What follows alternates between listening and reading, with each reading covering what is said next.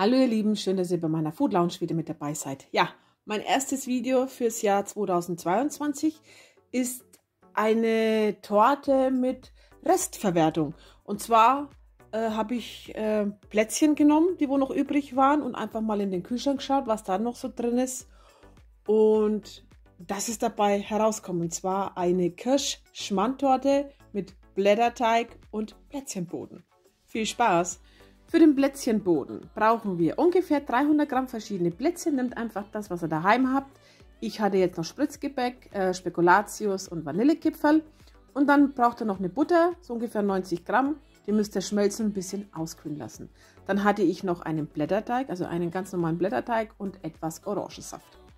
Legen wir los. Als allererstes machen wir den Plätzchenboden.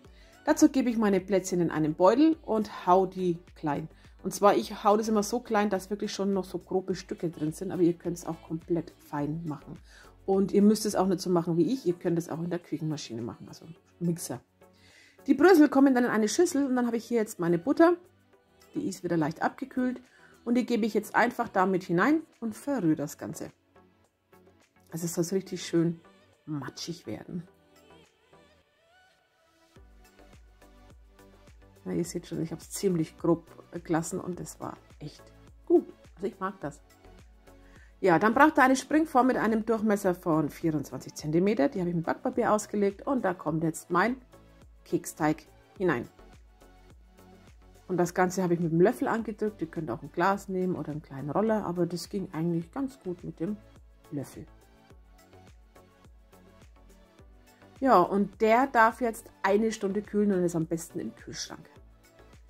Dann habe ich hier einen Tortenring, den stelle ich ebenfalls auf 24 cm ein und da habe ich jetzt von meinem Blätterteig einen Kreis ausgestochen. Lasst euch nicht irritieren von dem zweiten Teig, der hat nichts damit zu tun. Ich musste noch ein bisschen nachschneiden, weil mein Tortenring das nicht komplett durchgeschnitten hat und dann entferne ich die Reste. Die Reste muss man übrigens nicht wegschmeißen. Da kann man dann noch so Hörnchen machen, halt für früh oder herzhafte Hörnchen oder vielleicht sogar noch Plätzchen, wo man so Toffifee reintut. Kennt ihr die? Ja, wurscht. Egal. Den Ring, den muss ich jetzt in 10 Teile schneiden. Markiert euch die Mitte und am besten geht das mit einem Lineal, damit es ein bisschen gerade ist. Ich habe es trotzdem nicht geschafft, gerade zu schneiden, aber ist egal. Ich habe 10 Stücke.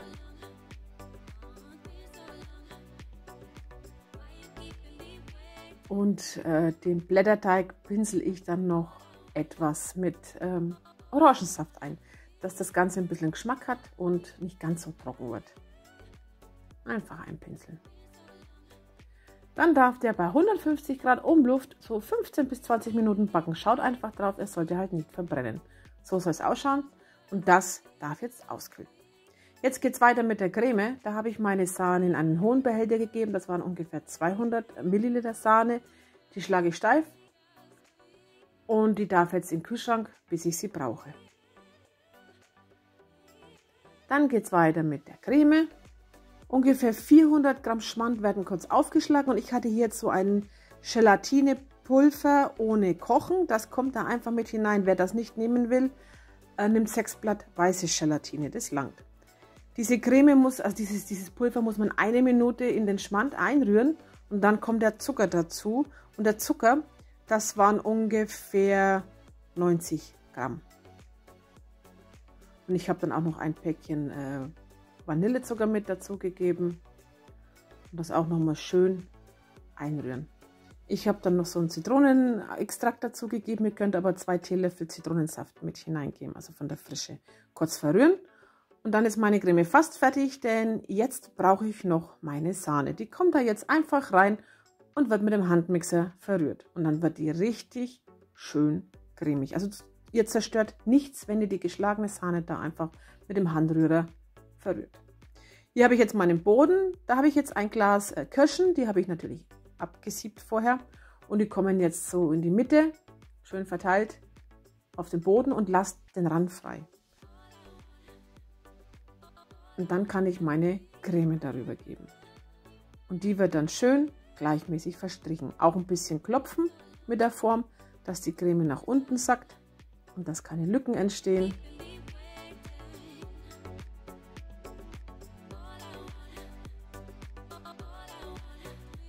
Jetzt brauche ich meine Blätterteigteile und die lege ich jetzt einfach oben drauf. Ganz einfach.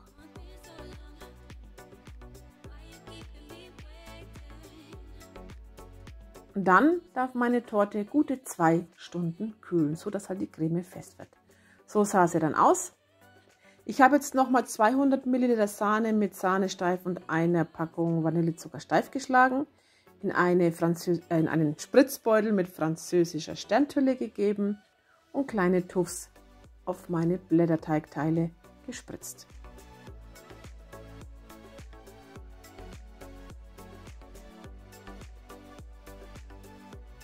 Und damit das Ganze nicht so blass ausschaut, habe ich dann jetzt noch Puderzucker darüber gesiebt, dass es ein bisschen schöner ausschaut. Ich finde mit Blätterteig so blass. Und wir haben Pralinen geschenkt bekommen zu Weihnachten und ist doch perfekt dafür. Also so kleine Pralinen finde ich immer ganz toll als Deko. Ja, da sucht ihr euch einfach die schönsten aus und legt sie oben drauf. Ich hatte jetzt so Herzen und dann so ovale und so rauteförmige. Ich fand es richtig schön und die waren auch lecker. Wenn ihr nicht wisst, was ihr mit Pralinen machen könnt, Torte backen und als Verzierung nehmen. Ja, dann nochmal kurz kühl stellen, so eine halbe Stunde und dann ist sie fertig. Und die war wirklich lecker. Also ich fand das richtig cool. Ich mache das allgemein gern mal so, ich habe immer wieder mal so Phasen, einfach mal in den Kühlschrank geschaut, boah, was ist noch da? Oh, Sahne ist kurz vorm Ablaufen, muss weg, der Schmand war auch kurz vorm Ablaufen, weg.